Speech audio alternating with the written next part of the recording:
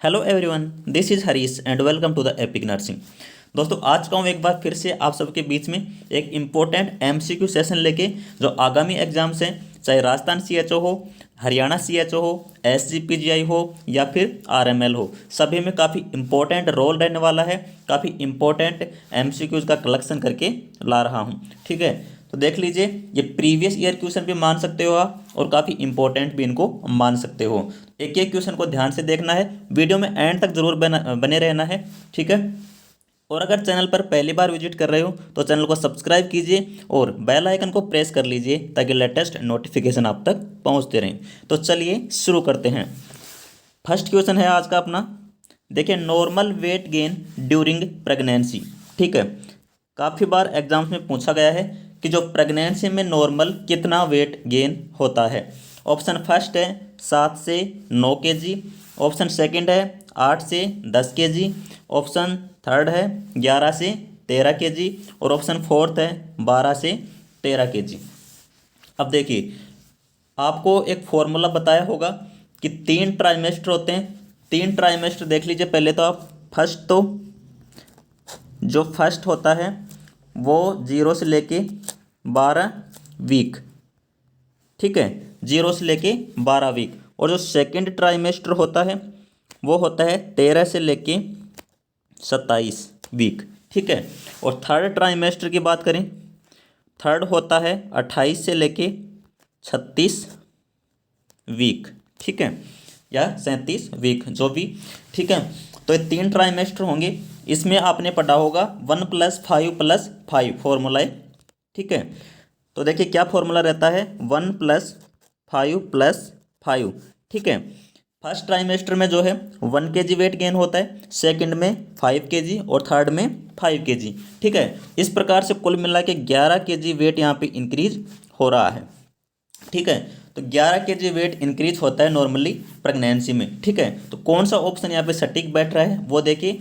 Option third जो है 11 से 13 केजी। ठीक है, 11 से 13 केजी ये सटीक आंसर रहेगा इसका। अगर एक वर्ड में पूछा जाए तो आप 11 केजी कर दीजिएगा, बिल्कुल करेक्ट आंसर होगा। तो ये तो बात हो गई ट्राइमेस्टर्स की और उसमें होने वाली वेट गेन की। चलिए अब बढ़ते हैं नेक्स्ट क्वेश्चन की तरफ। सेकेंड क्वेश्चन है अपना, Bitot spot is occurring due to the deficiency of. आपने काफ़ी बार पढ़ा है बिटोट स्पॉट के बारे में। ये किसकी डेफिशिएंसी से अकर होते हैं, कौन सा विटामिन होता है जिसकी डेफिशिएंसी से बिटोट स्पॉट अकर होते हैं। ऑप्शन देख लीजिए। फर्स्ट ऑप्शन है vitamin A, second vitamin B, third option है vitamin C and fourth option है विटामिन डी। तो आपको बताना है कि कौन से विटामिन की डेफिशिएंसी से बिटोट स्पॉट अकर होते हैं। तो देख लीजिए, इसका आंसर चला जाएगा basically vitamin A. Vitamin A की कमी से बिटोट स्पॉट अकर होते हैं। ठीक है, तो ये तो बात हो गई आंसर की। अब अपन बात करें कि बिटोट स्पॉट होते क्या हैं बेसिकली। तो जो आँख है अपनी, आँख में रुई के समान कुछ स्पॉट्स बन जाते हैं, उनको बोला जाता है बिटोट स्पॉट। और बिटोट स्पॉट जो है विटामिन ए की कमी हो जाने के कारण अकर होते हैं। अब ये भी देख लेते हैं कि कौन से विटामिन की कमी से कौन सा रोग बेसिकली हो जाता है। तो देखिए, विटामिन ए जो है इसकी कमी से आपने पढ़ा होगा रतौंधी होता है, उसको बोलते हैं नाइट ब्लाइंडनेस। क्या होता है, नाइट ब्लाइंडनेस। इसके बाद में विटामिन बी की बात करते हैं, तो विटामिन बी की कमी से बेरी बेरी रोग होता है, बेरी बेरी। ठीक है, विटामिन सी की कमी से स्कर्वी रोग होता है। और विटामिन डी की कमी से आपने पढ़ा होगा, बच्चों में तो होता है रिकेट्स। क्या होता है, रिकेट्स तो होता है चाइल्ड में। और ओस्टियोमलेसिया यानी कि हड्डियां कमज़ोर हो जाती हैं एडल्ट्स में। ठीक है, और एक और विटामिन बच जाता है, विटामिन ई की कमी से कौन सा रोग होता है, तो स्टरलिटी। ठीक है, स्टरलिटी या फिर इनफर्टिलिटी। ठीक है, ये होता है विटामिन ई की कमी से। तो विटामिन ए की कमी से हो गया नाइट ब्लाइंडनेस, बी से हो गया बेरी बेरी, सी से हो गया स्कर्वी, डी से रिकेट्स एंड ई से इनफर्टिलिटी या फिर स्टरलिटी। तो ये अपन ने बात की है बिटोट स्पॉट के संबंध में कुछ तथ्यों की। नेक्स्ट क्वेश्चन देखिए, एपिस्टाक्सिस इज ब्लीडिंग फ्रॉम। एपिस्टाक्सिस का मतलब क्या होता है। एपिस्टाक्सिस का मतलब क्या होता है? तो नक्सीर, जिसको अपन हिंदी में बोल सकते हैं, सीधा सा अर्थ इसका निकल के आ रहा है कि नोज से होने वाली ब्लीडिंग को एपिस्टाक्सिस बोला जाता है, नोज से होने वाली ब्लीडिंग को। ठीक है, इसमें पोजीशन कई बार पूछ ली जाती है। ठीक है तो यहाँ पे जो है lean forward, chin up and lean forward position. ठीक है, चिन up and lean forward position इसमें प्रोवाइड की जाती है। पिंच किया जाता है नोज को, ठीक है, 10 से 15 मिनट के लिए, और लीन फॉरवर्ड पोजीशन दी जाती है। नेक्स्ट क्वेश्चन देखिए, thickest layer of uterus, uterus की सबसे मोटी परत कौन सी होती है? ऑप्शन ए है एंडोमेट्रियम, ऑप्शन बी है मायोमेट्रियम, ऑप्शन सी है मायोकार्डियम, और ऑप्शन डी है एपिकार्डियम। तो देखिए, जो दो ऑप्शन हैं, ये कार्डियम, ये तो हार्ट की लेयर हैं, तो ये तो पहले ही आप हटा दीजिए। अब बची दो लेयर, एक तो एंडोमेट्रियम, एक मायोमेट्रियम। तो देखिए, यूट्रस की 3 लेयर होती हैं। ठीक है यूट्रस की लेयर की बात करें तो एंडोमेट्रियम, मायोमेट्रियम और पेरीमेट्रियम। ठीक है, तो सबसे अंदर वाली परत होती है एंडोमेट्रियम, और जो सबसे बाहर वाली होती है पेरीमेट्रियम, और बीच वाली परत होती है मायोमेट्रियम। तो एक बात ध्यान रखना, जो बीच वाली परत होगी वो ही हमेशा मोटी होगी, चाहे वो हार्ट की हो चाहे यूट्रस की हो। ठीक है, तो यहाँ पे मायोमेट्रियम जो है इसका करेक्ट आंसर हो जाएगा बी ऑप्शन, मायोमेट्रियम इसका करेक्ट आंसर होगा। और जो लेयर होते हैं यूट्रस की मैंने आपको बता दी हैं। ठीक है, नेक्स्ट क्वेश्चन देखते हैं। एन्यूरेसिस इज, एन्यूरेसिस का क्या मतलब होता है? तो एन्यूरेसिस का मतलब ये होता है बेसिकली कि कोई पेशेंट है या कोई ह्यूमन है, वो जो है यूरिनेशन पे कंट्रोल नहीं कर पाता है। ठीक है, तो यूरिनेशन पे कंट्रोल नहीं होने को ही अपन एन्यूरेसिस कहते हैं। Uncontrol urination. ठीक है, एक टर्म में बोल ले तो अनकंट्रोल्ड यूरिनेशन। ठीक है, अब देखिए ऑप्शन क्या क्या है। ऑप्शन देखिए, यूरिनेशन इन स्लिप, ऑप्शन बी है एक्सेसिव यूरिनेशन, ऑप्शन सी है डिक्रीज्ड यूरिनेशन, और ऑप्शन डी है पेनफुल यूरिनेशन। तो देखिए, कंट्रोल की अपन बात कर रहे हैं, तो पेनफुल में कोई कंट्रोल नहीं कर सकता, डिक्रीज और एक्सेसिव में कोई कंट्रोल नहीं होता। लेकिन अगर यूरिनेशन स्लिप में हो रहा है, सोते टाइम यूरिनेशन हो रहा है, तो उस पर कंट्रोल की बात आ जाती है। तो इसका करेक्ट आंसर जो होगा यूरिनेशन इन स्लिप, यानी कि सोते टाइम भी यूरिन आ रहा है। ठीक है, इस प्रकार से एन्यूरिसिस होता है, यूरिनेशन इन स्लिप। अब देखिए, एन्यूरिसिस भी 4 प्रकार का होता है बेसिकली। कौन कौन से प्रकार का होता है एन्यूरेसिस? ठीक है, एक तो होता है नोक्चूर्नल। क्या? नोक्चूर्नल। ठीक है, नोक्चूर्नल किस लिए? जो नाइट यूरिनेशन हो रहा है उसको बोलते हैं नोक्चूर्नल। ठीक है, जो स्लिप में होता है। एक होता है डायूरिनल, डायूरिनल ये डे टाइम में हो सकता है। ठीक है, और इसके बाद में होते हैं एक तो प्राइमरी और एक होता है सेकेंडरी। ठीक है, इस प्रकार से 4 टाइप होते हैं एन्यूरेसिस की। ठीक है, तो ये तो अपन ने बात कर ली एन्यूरेसिस। अब कुछ और टर्म्स के बारे में भी बात कर लेते हैं। देखिए, यूरिनेशन की अगर बात आ गई है तो कुछ टर्म आ जाती हैं। एक तो आ जाती है ओलिगो यूरिया। ओलिगो यूरिया क्या होता है?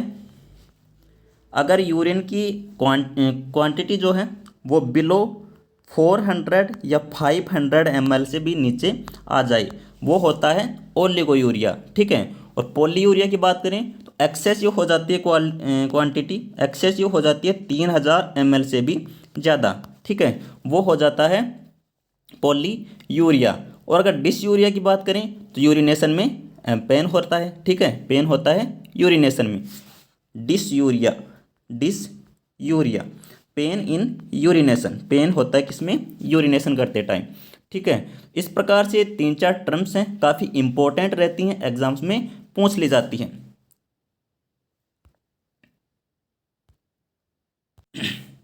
तो यहाँ पे सारी बातें पता चल गई। यूरिनेशन इन स्लिप क्या हो गया? Enuresis, enuresis. एक्सेसिव यूरिनेसिस, यूरिनेशन क्या हो गया? पॉलीयूरिया, पॉलीयूरिया कितना होता है? Above 3000 per day, 3000 ml per day, ठीक है। इससे ज़्यादा अगर हो रहा है तो पोलीयूरिया। और डिक्रीज्ड यूरिनेशन को क्या बोलते हैं? ओलिगोयूरिया। ओलिगोयूरिया 400 से लेके 500 इस रेंज से अगर कम हो रहा है यूरिनेशन तो डिक्रीज यूरिनेशन या फिर ओलिगो यूरिया। और पेनफुल यूरिनेशन को बोलते हैं क्या? Dysuria. Dysuria. तो ये सभी टर्म्स आपको समझ में आ गई होंगी। चलिए बढ़ते हैं नेक्स्ट क्वेश्चन की तरफ। The normal uterus weight in grams. Uterus का जो नॉर्मल वेट है वो ग्राम्स में कितना होता है? ऑप्शन देख लीजिए। ए ऑप्शन है 60, बी ऑप्शन है 70, सी ऑप्शन है 80 और डी ऑप्शन है 100। तो कौन सा ऑप्शन इसका राइट होने वाला है बता दीजिए। इसका जो राइट ऑप्शन होने वाला है वो होने वाला है 60। ए ऑप्शन इसका बिल्कुल करेक्ट होने वाला है। देखिए अगर रेंज में आपसे पूछ लिया जाए तो 60 to 80 ग्राम, ठीक है। अगर आपसे 60 ऑप्शन ना देके इसमें 80 होता तो आप 80 भी कर सकते थे, ठीक है।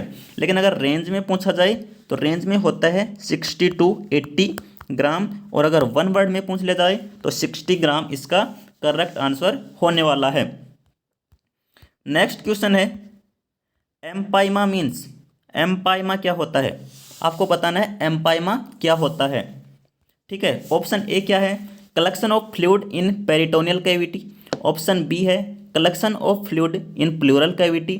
ऑप्शन सी है collection of pus in pleural cavity. और ऑप्शन डी है new growth in the lungs. तो एम्पाइमा का मीन्स क्या होता है?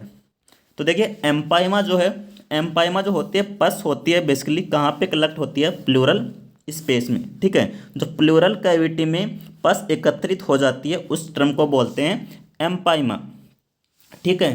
तो ये तो हो गया आंसर। अब जो ये ऑप्शन दे रखा है कि collection of fluid in peritoneal cavity, ये क्या होता है? ये होता है एसाइटिस। एसाइटिस क्या बोलते हैं इस टर्म को? एसाइटिस का मतलब होता है कि फ्लूइड का कलेक्शन हो रहा है पेरिटोनियल कैविटी में, ठीक है। और collection of fluid in pleural cavity, pleural cavity में जो कलेक्शन होता है फ्लूइड का उसको बोलते हैं अपन प्लूरल एफ्यूजन। क्या बोलते हैं? Plural effusion. ये टर्म्स आप याद रखना, काफ़ी इंपॉर्टेंट टर्म्स हैं, काफ़ी बार एग्जाम में पूछी जा चुकी हैं और संभावना है इन एग्जाम्स में पूछे जाने की, ठीक है। तो ये तो हो गया एम्पाइमा का मीनिंग। नेक्स्ट क्वेश्चन होने वाला है the Audible range of human ear is between. जो मानव के कान हैं उसकी रेंज कितनी होती है सुनने की, श्रवण शक्ति जिसको बोलते हैं। तो देखिए ऑप्शन फर्स्ट है 20 से लेके 20,000 हर्ट्ज। ऑप्शन बी है 50 से 50,000 हर्ट्ज। ऑप्शन सी है 10 से 10,000 हर्ट्ज। और ऑप्शन डी है 20 से 2,000 हर्ट्ज। तो देखिए बिल्कुल करेक्ट आंसर जाएगा इसका ए ऑप्शन 20 से 20,000 हर्ट्ज। हर्ट्ज क्या है यहाँ पे? ध्वनि मापने की इकाई। ध्वनि मापने की इकाई हर्ट्ज, कई बार ये भी पूछ लिया जाता है। तो करेक्ट आंसर होने वाला है 20 से लेके 20,000 हर्ट्ज, ठीक है। इससे अगर ज़्यादा होती है तो चांसेस होते हैं ईयर डैमेज के। नेक्स्ट क्वेश्चन आ जाता है dash is a common agent responsible for infantile diarrhoea. तो देखिए एक कॉमन वर्ड जो है इन्फेंटाइल डायरिया, इसमें स्पेसिफिक करके दिया गया है कि इसके लिए कौन सा एजेंट रेस्पॉन्सिबल होता है। तो बच्चों में जो डायरिया हो रहा है उसके लिए बेसिकली आप काफ़ी दिनों से सुन रहे हो रोटा वायरस जो है रेस्पॉन्सिबल है। और रोटा वायरस के लिए वैक्सीन भी आ चुकी है, ठीक है। कब लगाई जाती है? एक तो 6 वीक पे, 10 वीक पे, 14 वीक्स पे, ठीक है। 5 ड्रॉप्स बाय ओरली, ठीक है, पिलाई जाती है रोटा वायरस वैक्सीन, ठीक है। तो देखिए कौन सा है? इन्फेंटाइल डायरिया के लिए रोटा वायरस रेस्पॉन्सिबल है। वैसे रेस्पॉन्सिबल डायरिया के लिए सारे ही हैं, ठीक है, streptococci, E coli, Entamoeba, histolytica.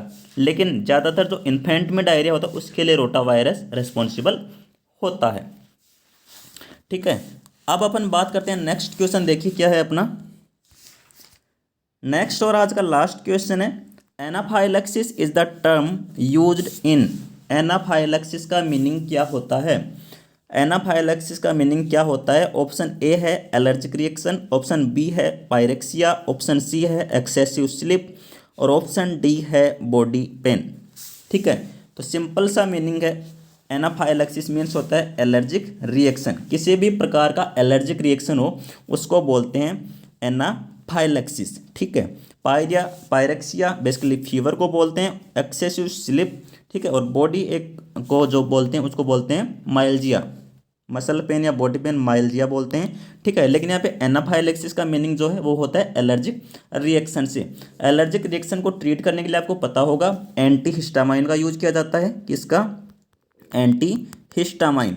Histamine एक आप बोल सकते हो हार्मोन है जो रिलीज होता है बॉडी में, उसका एक्सेसिवनेस यानी कि मात्रा बढ़ जाती है, उसकी वजह से एलर्जिक रिएक्शन अकर हो जाते हैं।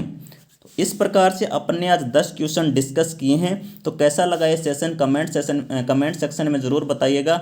और ऐसे ही लगातार क्लासेज पाने के लिए सब्सक्राइब कीजिए द एपिक नर्सिंग को और बेल आइकन को प्रेस कर लीजिए ताकि लेटेस्ट नोटिफिकेशन आप तक पहुंचते रहें। और राजस्थान CHO, RML, SGPJ या फिर हरियाणा CHO एग्जाम के MCQ डिस्कशन के लिए लगातार बने रहिएगा। ऐसे ही सेशन लगातार जारी रहेंगे। आज के लिए फ़िलहाल इतना ही, कल फिर मिलूंगा एक नई क्लास के साथ में। तब तक के लिए थैंक यू सो मच। जय हिंद, जय भारत।